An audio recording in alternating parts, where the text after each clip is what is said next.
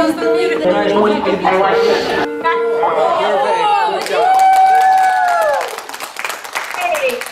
it was just amazing 3 days for me, and I just want to ask you, what is role structure, the main role structure in that process that we had with the Ukrainian group and Russian group? We had a group process.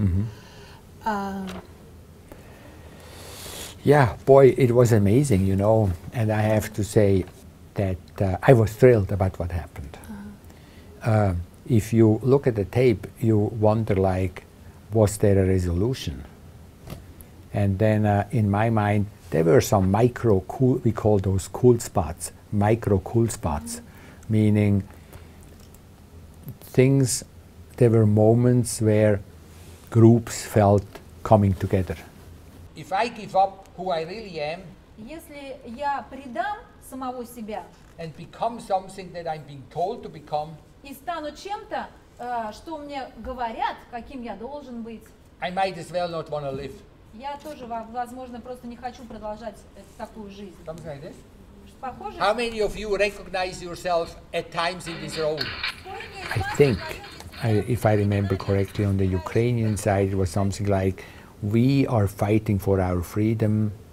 You must understand, Maidan, what happened there, for us, it was not about becoming American and European or whatever, or being instigated, but we actually, someone said, I'm on Maidan and I'm fighting for my own personal freedom. Yes, I remember that, yeah. And on the, what we call now on the Russian side is, and we, our own territorial integrity, our, what we consider Russian community inside Ukraine, and a territory that we feel emotionally, psychologically, and geographically and linguistically belongs to Russia, were threatened. And we are just fighting for our own integrity. And when I said, or I think it was me who said it, then when the role was showed, yeah, we are here as a person, as a nation, as an organization, and we have our own deep values and convictions, and if these are being threatened, we will fight for them, because preserving them is more important for us than to live. Because if we don't have them, life is meaningless for us, because we're going to live somebody else's life. And everybody got quiet because everybody felt that's who they are. We kind of came together on this. On this. On this. Yeah. So, not everybody, but a lot of people came together on this. So that was a cool spot, because then you feel that. So everybody felt that. Ukrainian side felt that, yeah, we feel recognized by that, and the Russian side felt, yeah, we feel recognized by that. And now comes the next phase, which is we defend and fight for values. This is a paradox, that actually we have either partially forgotten, or we are just learning about, or we just discovering / rediscovering that. For example, what does it really mean to be Russian? Everybody knows what it means to be Russian because you're Russian, no? Yeah, but we don't think about so it. I ask you, for example, what does it mean to be Russian? What values do you have as a Russian person? It would be difficult for me to answer. Yeah. I would say to be just proud of who I am, to say what I want, what I think, be courageous, and also be kind. Like for Russian people, this relationship, for me as a Russian, relationship is so meaningful. Even maybe more meaningful than goals. I understand. I understand. I understand. It's beautiful. Yeah. So I think, for example, of cultural icons that express values of a country, and as you know, one of my favorite places is the Kremlin, where you see, where I feel you see it depicts or mirrors to some small aspect the Russian soul. Mm-hmm. So you see the onion shape of the Orthodox Church, and if you and the gold, beautiful onion church, and this whole shape, in my mind, the onion shape has something of generosity, openness, and depth, feeling, relationships. It's a feminine, embracing. By feminine, I mean an embracing quality to it. And the fact that it's gold and shines shows, in my mind, shows the part that we see in Russian ballet, in Russian music, see the love for beauty and a beautiful life. Yes. Is in there. Can I say about another Russian thing? Very proud that we can survive through anything. We could better live on the ground than sell ourselves. It's very, Beautiful, very Russian. beautiful, beautiful. That's why economic sanctions are not going to be really a way to deal with it. It's hard to give economic sanctions to someone who says my values, but you know, I'm not sure if push comes to shove, people will do a lot for money. Obviously, but if your true inner life is really threatened, I think we'll be surprised more people will start to feel I won't give that up for money. So I feel that's Russia, but I also see in the Kremlin the wall, the protection, and the military tower, and the overview, the strength, Definitely. and the Russian bear, and don't fool with it. No, I feel that too. And many nations in the past had to learn it the hard way. Yes. That what looks like an open, loving, partially in the past unsettled country, you try to invade it or threaten it. That's an issue. And I have to say, all nations are thinking in terms of their own security, in terms of borders, and the military plays a big role. Does Russia like the EU right in front of their borders? Even if at the moment the EU would have good intentions, which they might have, we don't know what it's going to be like in 20 years. So, you know, I don't know. The Americans didn't particularly like having Russian missiles in Cuba. Is it good or bad is not the issue. I understand it. I would have done the same.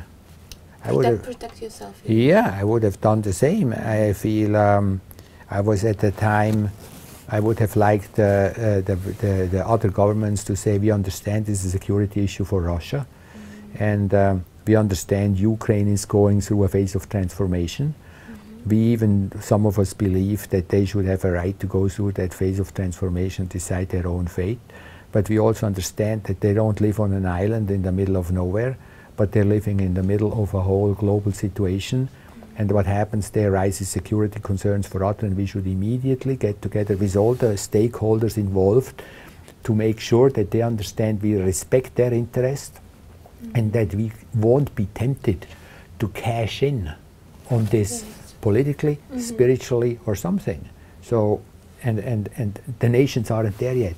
Nations don't think yet in these terms as a stakeholder process. And as you know, Deep Democracy Institute, we are more working with the business world, which is now learning it's easier to work with multi-stakeholder processes than just pushing one agenda. Push one agenda while realizing this one agenda is going to affect these and these stakeholders, and by dialoguing, agreeing with these stakeholders how this agenda affects others. Is a big issue. So I think from many of the outside stakeholders like Europe and America, they say, well, Russia should have talked with us about a stakeholders thing. But frequently the party that actually then uses force, they don't just use force because they're forceful. They usually use force because they don't feel, for whatever reason, that the stakeholder dialogue will actually give them security. And unfortunately or fortunately, there's always some truth in this. Do you know what I mean? So I feel that yesterday it came out on the Russian side somewhat. The reason why it didn't come out more clear, in my mind, is because Russia is a big country and it doesn't have as a whole to think much about who are we, as you just said. Yes. Who are we? You only, when you suddenly, someone says, you're wrong, you start to have to think, really? Well, who am I? No, I'm not wrong. I am like this. Yes. And Ukrainians, what really came out is they are trying to find out who are we also. Yes. For some Ukrainians, it means we're Ukrainians. For some Ukrainians, it means we're leaning more spiritually towards something or politically towards something that feels like a European, whatever that is, culture. Yeah. For some Ukrainians, it means we're more leaning towards the Russian thing. Now, Ukraine needs to work out how that works for them. You know, I mean, they will work it out. It doesn't matter who interferes at what point. That's still an issue that Ukrainians will have to come out, work out among them, one way or another. So, and I think that part came out, and we talked to our Ukrainian friends last night after the group process, and it's interesting. A lot of Ukrainians believed that actually it really helped to understand the Russian viewpoint. Yes. They felt good about that. Thank you. Had a good time. We had a big group process here, as you know, on the Russian side, where some, not all, but some Russian participants felt that the Russian side wasn't clearly expressed, and that actually the whole method, the whole dialogue, weakens the Russian side. Yes.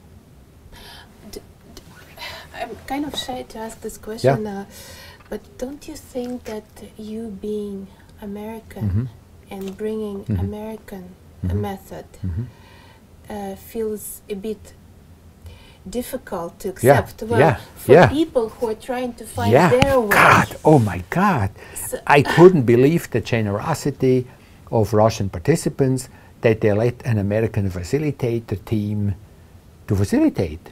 That shows the generosity. And one of these questions that you asked me is, how did I stay calm when I was attacked this morning? That is an American facilitator. I am biased. Yes.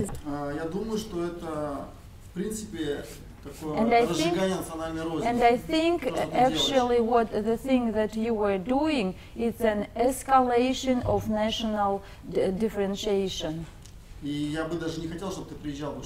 And I even wouldn't love you to come any longer, any more times into Russia. Thank you for speaking out. Спасибо за то, что так высказываешься открыто. Obviously I'm biased. How can I not be? Also, originally I grew up in Europe. I live in America, and also now I spend at least as much time in Russia, Ukraine, Africa than I do in the United States. I'm still basically have an American mindset. And European mindset, and obviously, like you can't stop being Russian, I can't stop being American European. So everything they say about me is fundamentally right. Это очень тонкая подмена. It's very, very subtle. Привнести сюда дружеские отношения или уважение. Если ты хочешь использовать это для того, чтобы разрушить мою страну, я против. Ты привносишь сюда национальный конфликт. The fact that they even allow it goes to show about the whole generosity of the onion, and the fact that they afterwards say, we didn't like this, we didn't like this, and we didn't like this, and this was not good, and this was too American. I like it because that's the Russian bear. It's the Russian strength, and I like to feel it. And we actually, as you know, worked out this morning because I thought that was a great meeting. I like that Russia can afford to be generous and open if it's in contact with the strength that says no, stop. But I want to come and help you if I may for a moment. Можно я, ну, если можно помочь? I want to say, Max. Можешь на место Макса сесть? I want to say, Max. Я тогда Максу скажу. Max, you're a foreign teacher. Ты иностранец. Yesterday, Вчера we didn't feel that you were truly supporting the Russian view here. So you're still, Я могу попробовать быть в роли I Макса. can try being in Max's Окей, давай, я попробую. Okay, I'll try. you don't have to. Ты не обязан. Ну, я хочу попробовать. But I Я want хочу to try. попробовать. I want to try. Мне очень трудно.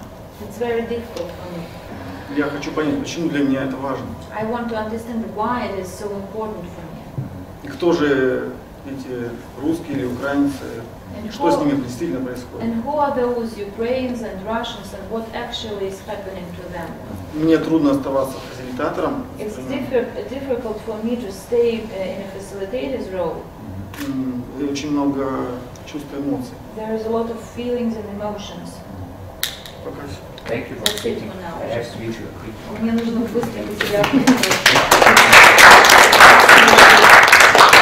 Действительно думал вообще там приехать сюда, вот, или не приехать. And I actually was thinking in the morning, should I come here? Или написать, может быть, сразу там ФСБ, чтобы... Or maybe to write to the FSB, to letter to KGB and FSB, so they stop you from coming here. I understand. Я решил, что, в общем-то, I understand that. Я это понимаю. я решил, что есть смысл сначала поговорить. And I decided that it's good to talk first.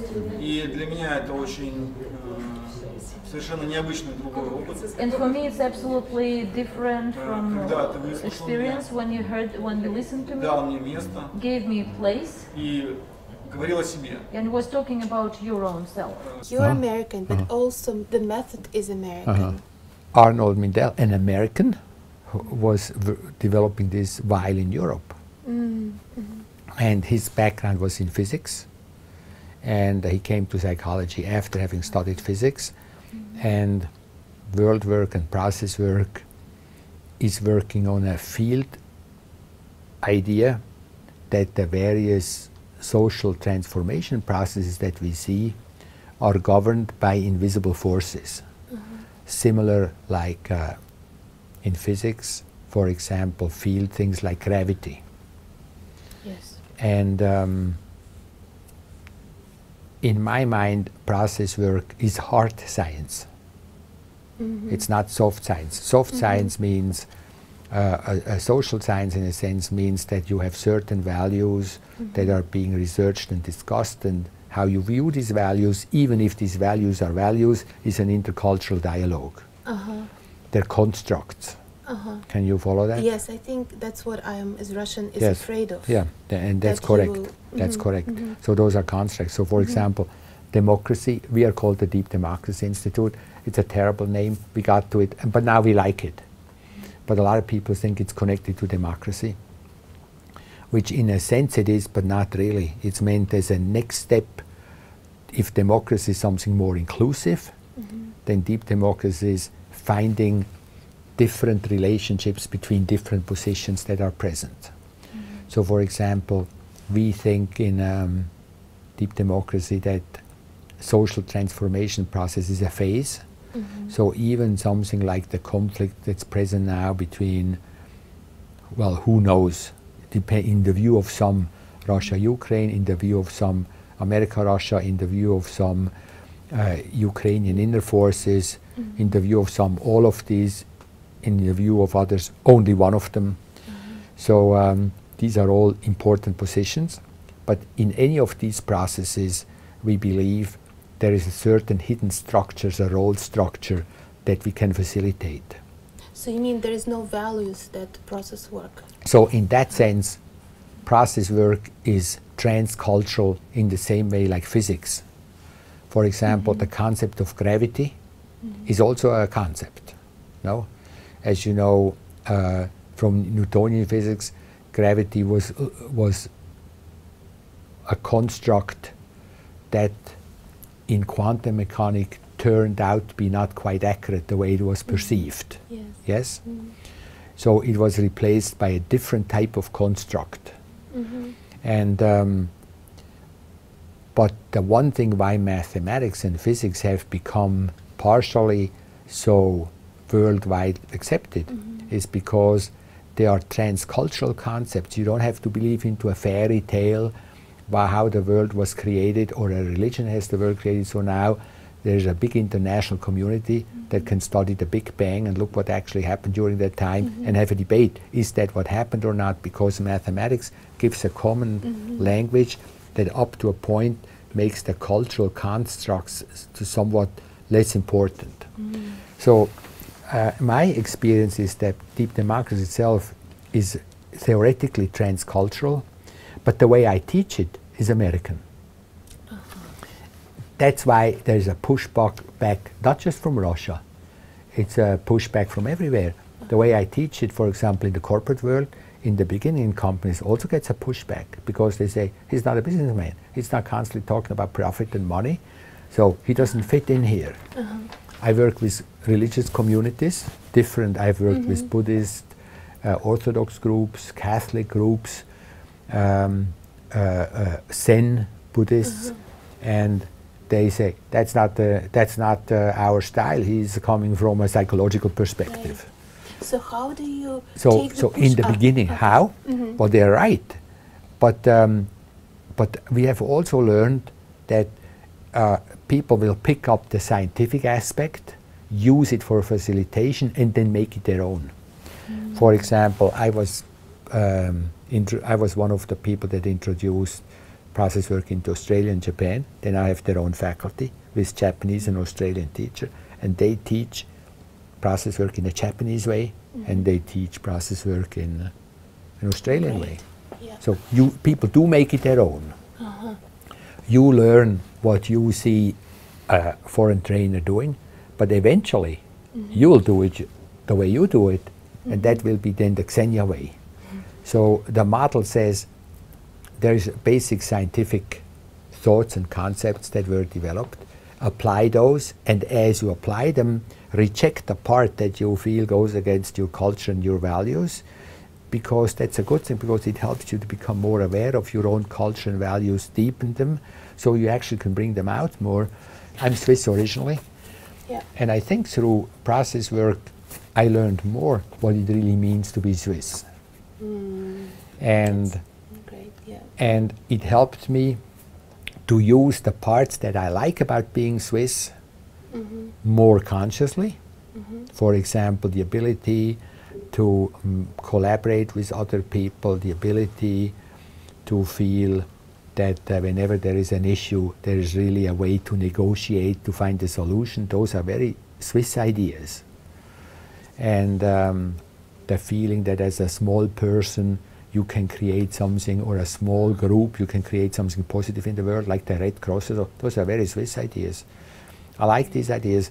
Some of the Swiss ideas I have more problems with, and then by knowing them, I don't have to use them so much. Maybe the last question is, like, I saw you taking this pushback very, you are so calm, and you're not defensive, and you're actually understanding the other part at the same time. Sometimes. This morning I was, but often I'm not. Maybe you can give an advice. Good luck. I say good luck. If you get attacked, good luck. You know. Usually, if you get attacked about a part that you are aware of yourself, it's easier to stay calm. Like this, like for example, this morning the person said, "This is American concepts. We don't like American concepts, and we think that you should not come to Russia." No, the person said. Now I understand that. I've been thinking that not just since this last month. I've been thinking that since I started to have the opportunity and privilege to teach in Russia since the late 70s. But I have that everywhere. I feel, who am I to be anywhere? And people feel that even if they hire us and pay us, they still feel I didn't particularly want it. Nobody wants facilitation, only. So I understood that. So that was not new to me. That's why I can be calm. But then if something is being attacked in me that I don't know about in myself, I also become disoriented because I feel, is this true? Is not true? I feel it's somewhere true. It's a little bit true. So I can't really go on the other side. So then you become disoriented. Okay, Yes, let's say, what have you been attacked in the past that you feel you worked on? To privilege. I'm very privileged person. You're privileged, and you don't use your privileges well, and at times that makes you unfeeling towards other people. Yeah. Now accuse me of the same thing. You're so privileged because you travel around the world, you meet so many cultures, you know about that, and you're so unaware how it feels to be someone who doesn't know all that. Well, you're saying the same thing to me. You're saying my privilege makes me unfeeling. Unfeeling, yes. Yeah, I have my privilege, and at times I forget them and I don't feel for other people. That's true about me. Yeah, that's definitely true about me. Why do I still look so happy? I can tell you why. Why? Well, my experience tells me that that's true about me. Name one person in the world for whom that's not true. That's true for everybody. No? You accuse me of not a personal problem of mine. You accuse me of a general human tendency. Okay. That has to be true for me too, since it's true for everybody else. Why not include myself in the rest of humanity? Have you ever met anybody with privilege who in that particular area of privilege can remain feeling for others over a long time? It's very hard. Yes, what? You're right. It's very hard. It's very hard. No? It's very hard. Like, for example, I'm a long distance runner. I like running. My partner, we both like running. We run quite a bit. And I complain about this tendon has a problem, and this tendon has a problem, this tendon has a problem. I don't run as fast anymore as I used to do 10 years ago, you know. And recently I was working in Africa, and I was walking through a town, and there was this guy who looked so happy, and he was in such a great state, and he was begging on the side of the street. He had no legs. And I looked at him, and I swear to God, a momentary enlightenment. And I thought, it's amazing. I just got my legs for the first time. My legs were a privilege I never knew I had. I only knew the problems that it had. I never knew, I knew, but I never felt, God, I have legs. What an amazing thing. You know what I mean? I understand. It was something about his attitude and how he looked at me, you know. And I went to him and I said, I want to pay you for having helped me to finally get my legs. I looked at you, you're amazing. I didn't know I had legs, but you gave them to me. And I was shy to say, I thought, like, what will that, is that patronizing? Will it hurt his feelings or what? So I was full of an inner process, but I just had to tell him. And he was amazing. He held out his arms and he hugged me and says, I understand. Thank you, thank you. And I understood he had legs, just different ones. He could move faster than many people that I know, including me, with legs, because how he came over on my side was amazing. So, privileges.